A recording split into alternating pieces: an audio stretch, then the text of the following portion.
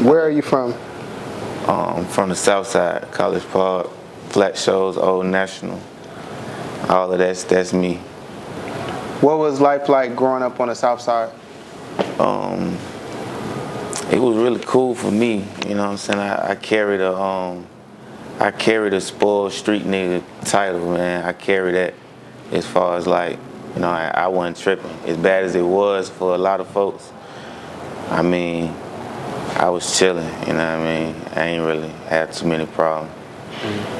And so you said the spoiled street mentality. So do you come from a street family, or were you in the streets early? It kind of was just, that's what's outside. That's what you go out to. My dad worked like 15 hours at one point a day. I wouldn't see him like through elementary. Like, I wake up, he gone. I come from school, he gone. By the time I'm going to sleep, he just getting there. So them years, you know, on my side, I'm learning different things, but it's something you see. You know what I'm saying? That's all you see. Yeah. He is telling me to do right, but he absent for 15 hours out of the day too to go work. So I'm seeing both, and I take a liking to one. It's the wrong one. It happens. So were you an artistic child, or were you like strictly like in the streets at this time, or like what were you doing? Been artistic my whole life. Okay. Speaking of my daddy, he's the reason I ever stepped into music, period. Took me to Lennox, and anybody know from my side of town, that's like 45 minutes to an hour. It's like a field trip, you know what I'm saying, for that side of town. So we go to Lennox, I buy 2 CDs. Bow Wow, That's My Name. It was the EP. It was on like one song, clean version, instrumental. And I bought the Outkast Greatest Hits CD.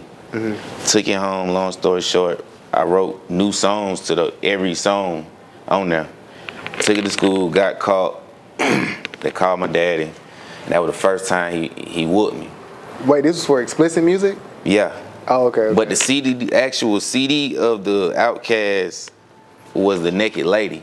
It's a purple CD with a naked lady, had her breast out.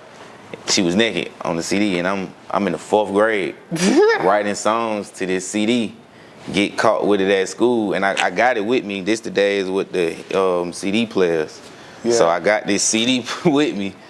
Yeah. So, but that moment is when I knew like I just gotta go with this music, because that's what started the rap. Just in the school period, like from that day forward, they want to hear you rap. Just from that day forward, just every day, go to school, want to rap. You described your relationship with your father. What was your relationship with your mother like? The same. My mom was there, love her to death. Close.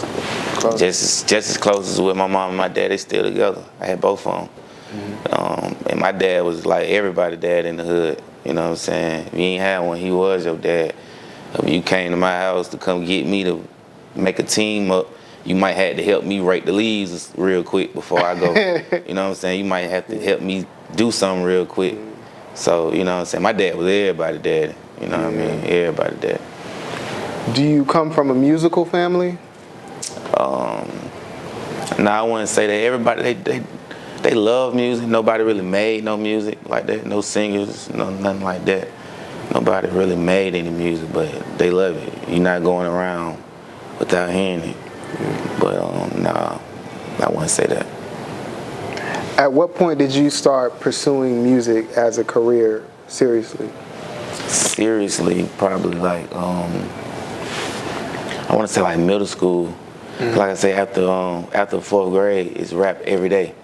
As soon as we get to middle school, Matinee Middle School off Old National Highway, everybody know McDonald's would come to the school, do a pep rally, and it was always go rap.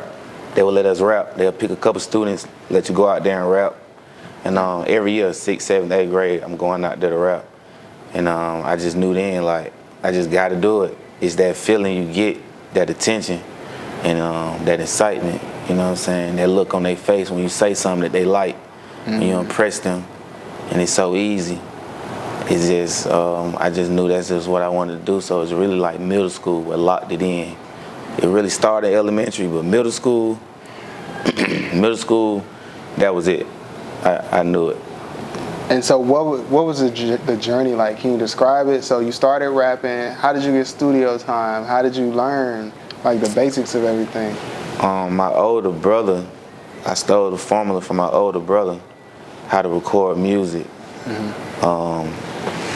Now we are speaking early 2000s, regular PC, use song recorder, no microphone, just the headphones. Plug the headphones where the microphone go, rap your song, and record the beat with it, and you gotta have it matched up. But I learned it from my brother. He lives in Louisiana. I took it back here, taught the whole school, taught everybody, even like Gunna. We went to school together. Nephew, block like nephew, we all went to school together. Everybody got that formula from me. Everybody got that formula of how to record songs from DBrown. There's nobody that walking this earth can tell you different. When I came back with that formula, I was making a mixtape a week. I'd go home, record 10, 20 songs, ask my mom to take me to Walmart, Family Dollar, get CDs, burn them. We had CDs. Wow. Yeah, so that what started it. And so what was that experience like, I guess being Gunna's peer at the same school? Like, we were just kids, you know what I mean? We were just kids. You know, all of us just kids. Turbo was a grade under us. You know what I mean? Playboy Cardi a couple grades older than us. well, y'all all went to McNair? What? Wait, McNair doing it like that? I'm looking for a yearbook. Anybody see a yearbook? Anybody went to McNair? What is those years?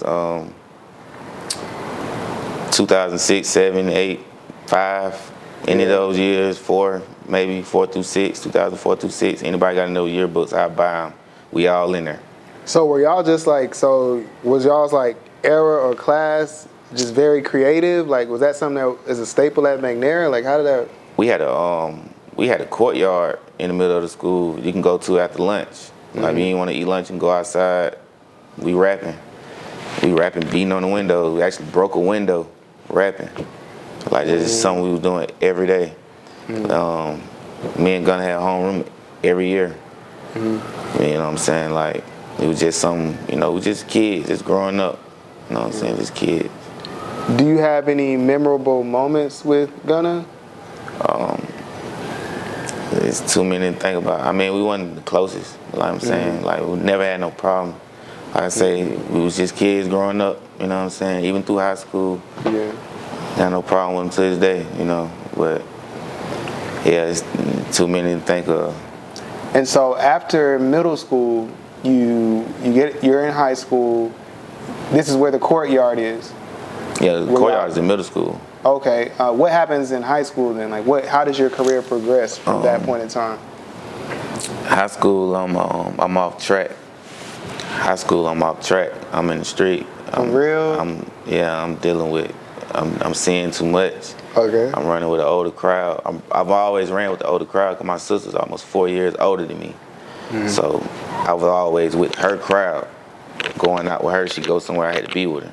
So I'm around her friends and their boyfriends. So, you know, I'm just seeing too much at this point. So as I'm getting older, going to high school, I get longer time to be out as I'm getting older. I'm just off track. I'm just fully committed to the streets for a few years, just lost. But I'm still doing the music, but at the same time, it's not my focus. But I do land the opportunity that landed me a distribution deal that I didn't even know about. Just out of nowhere, 16 years old with a distribution deal, did not know what to do with it. And so at 16, you were in the streets and you were rapping. What name did you go by at that time? Everybody know me by my full name. Everybody know me by DBrown. That was the original name, because See Me in the Hallway, that's DBrown, teacher's full name. So, you know, and I'm going with it off of Chris. You know, I'm going with it like that's my cousin. I'm like, man, it just sounds better. But as I'm getting deeper into the streets, they shorten it, DBrown. Oh. And it's just, that's Lil DBrown. That's Lil DBrown. And no one is remembering the Dez no more. I drop it. Now I'm just DBrown. I added the 5400. That's the area I'm living. I add the numbers. There I go. It sounds good, sounds catchy. I go with DBrown5400 from then on out. Okay. And so what intrigued you about the streets? Because you were so good at music at a young age. What, like, outside of the fact that your father, you know, would be gone for 15 hours, like, what intrigued you? Just that need that I go outside and I see these guys, they got different cars, different girls, different outfits. You go to the can late, I just asked my mama for $1. I asked for 50 cents, I might got $1, I'm happy. I walk past these guys, they got a pocket full of it. Right. I asked my dad for some money, he got to work. He gave me a speech about how hard he got to work to give me this money. I shoot a good jump shot outside, I get $5. Right. It's more exciting. So it's just, you know, it's exciting. There's no other way around it. What is, do you have any, like, very memorable moments from the streets that you could describe, or? It's so many, man. It could be a fun time. It doesn't have to be anything, you know what I'm saying? It's good, bad, ugly, all of the above. I've seen it all. I've seen everything I wish I didn't. I've seen a lot I wish I hadn't. Lost a lot of people I wish I didn't. Been shot 7 times, 16 years old. Chasing a dream. I was actually going to perform that night. Got caught up in another situation. Got shot. Been through a lot, you know, so it's just go hand in hand. But I wouldn't have accomplished nothing during music if I wouldn't have been in the street. All of the people that I met doing music, I met them in the street, or vice versa. It's just, it went hand in hand for me. I can't speak for anybody else, but for me, everything I did in the street landed me something musical. Or like the night I got my distribution deal, I was what we call crashing out that night. My plans was to crash out. Really? Someone stopped me and say, look, you tripping. Call me in the morning. I'm gonna change your life. And like I said before, I still didn't know what that meant. Got shot, was able to sit down, people dropping books off. I got this time to sit in the house and heal. That's when it's like, okay, I know what to do. I want to talk a little bit about the shooting. Is that okay? Yeah, it's okay. Okay. Was it like a mistake, or like what was the circumstance, like the story? It could be. It doesn't have to be every detail. It was a mistake. It definitely wasn't for me. Like nobody was coming for me. Wrong place, wrong time. Caught at the clubs. I'm gonna shoot the club up, basically. And you were performing? I was on the way to perform. Oh, you were on the way. People I was with, like I said, I was always younger. I'm always running with these older guys. Of course, we're going to their show first.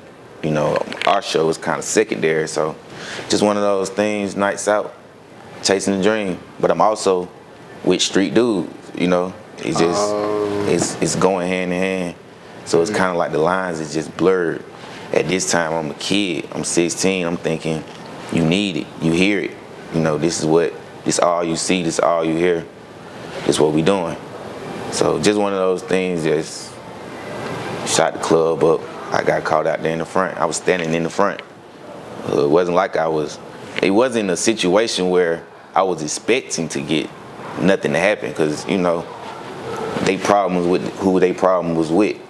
It just so happened when you shoot the club up, bullets ain't got no name. We all know that.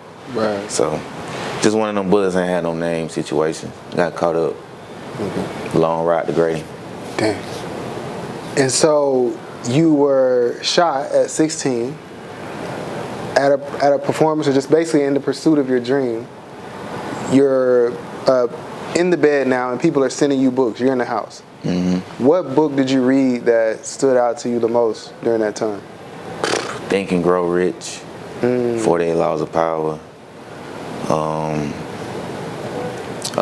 the music business, music publishing books, things like that. Had a lot of time probably about like 6 weeks to just try to redevelop myself real quick. But at that same time, I was eager to get back to doing what I was doing at the same time. But Wait. yeah, I was the streets or the music? Man, I was ready to get Back. right back in the street. Okay. Yeah, So I was ready to get right back out. So you get the distribution deal. Do you get the deal? Yeah. Okay. So what happens after the deal? How does your life change from there? Like I said, I get shot and I finally realized what I have. So now I got this plan I want to rap, but I don't have no money. So I got to get back in the street to get some money. So my plan, when I'm reading all of this, I'm like, okay, this is what I need to do. But I don't have no means to do it. So as soon as I'm healing back up, I go back to school. I'm back. It's for sale. I go back to school. First day I go back to school.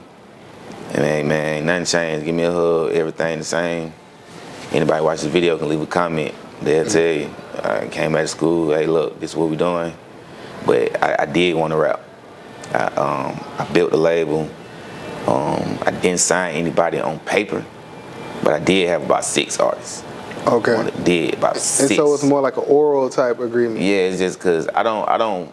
We see how this go. I don't want that. I'd rather show you. I'd rather lead by example. I really don't want to rap. I just want to lead by example. I can't tell you how to do something if I can't show you. I'd rather show you and say, look, I'm doing it too. This is how you do it. I've shown everybody checks.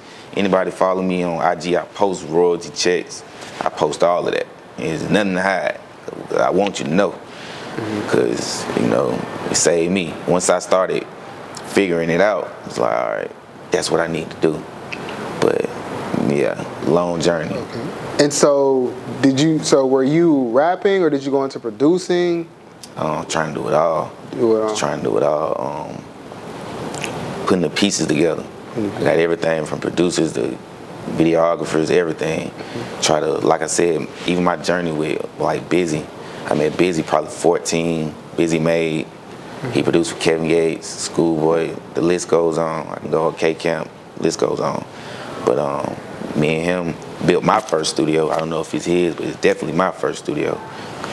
At that time, we so young, it probably definitely was his too.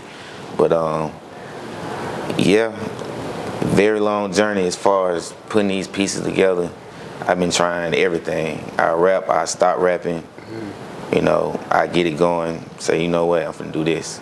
Yeah. Like I said, I had about 6 artists say, look, it's time for your CD to come out. It's time for me to go find some more producers, bring them to the table, and try to keep the train going. What's been the most memorable moment of your journey so far? Man, the most memorable moment.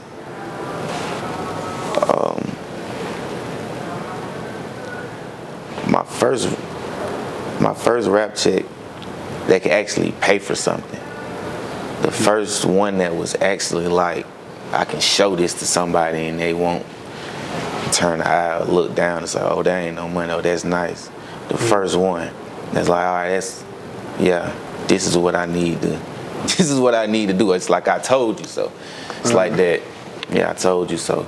Okay. But that's that moment, just opening the mail, and this is when you can open the mail, 2009, never forget, my first go run, and this when you had to sell singles 99 cents and 75 cents from a sale.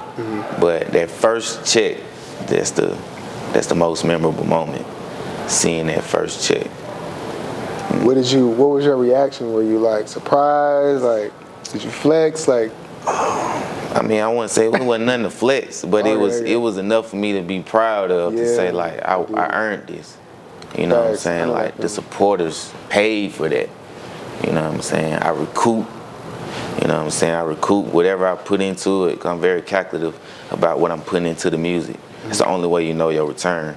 I know if a beat is $50 and the studio is $50, I know it's taking me $100 to actually record a song. I'm going off that. So once I cross that, it's a beautiful feeling just to know, like, I'm in the green. I'm in the green. And it's like, to know that it'd be like this forever.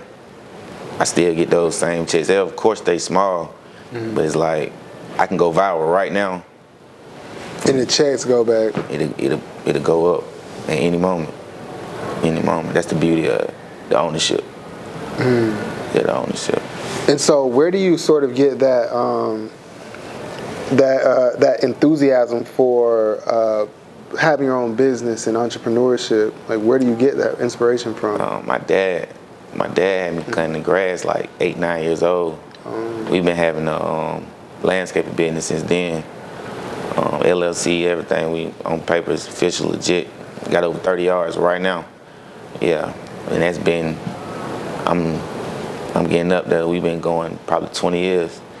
But I've been seeing that my whole life. He's been teaching me that. He's assured that in me. You're gonna be a man. You're gonna be responsible. You're gonna handle your business. That's something he's been drilling in me my whole life. So that's something. That's all I know. Is to stand on my own, build your own, have your own. Are you interested in any other businesses outside of music, or is this your just your main passion? Yeah, definitely. Right now, I'm getting in the video. I'm getting on the video side. I'm kind of falling out of love with the music side. I'm falling more in love with content. I'm working on a platform right now, kind of like yours, just basically showcasing talents. But I'm kind of like each one teach one platform. Basically, like, it's called the put down. And you know, that's just a typical saying in Atlanta. We say, I'm about to put you down.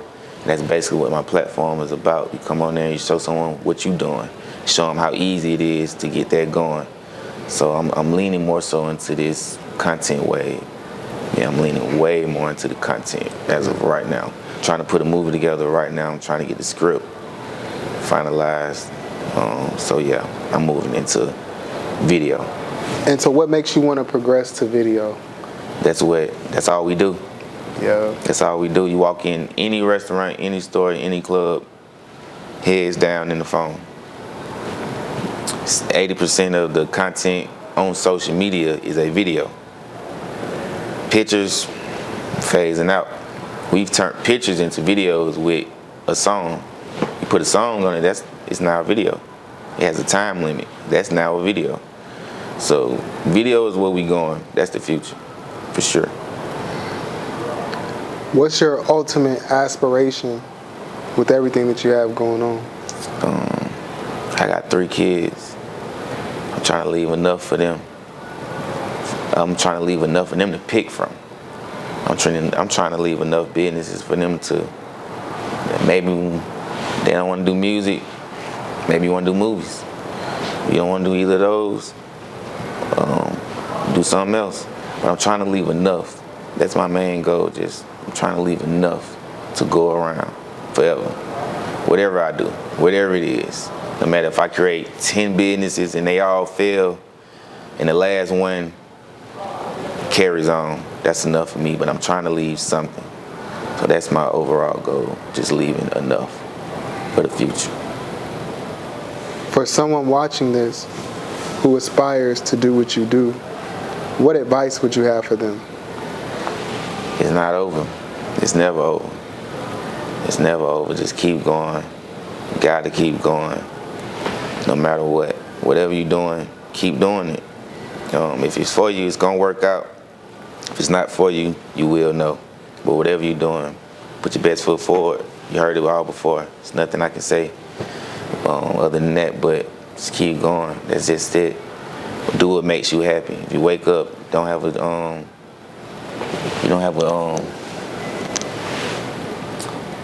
if you wake up, you don't have a goal for that day, you're lost.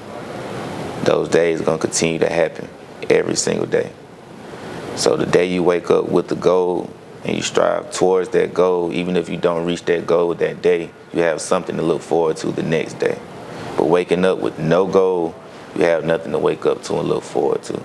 So I say all that to say, just keep going. Do what makes you happy, whatever that is.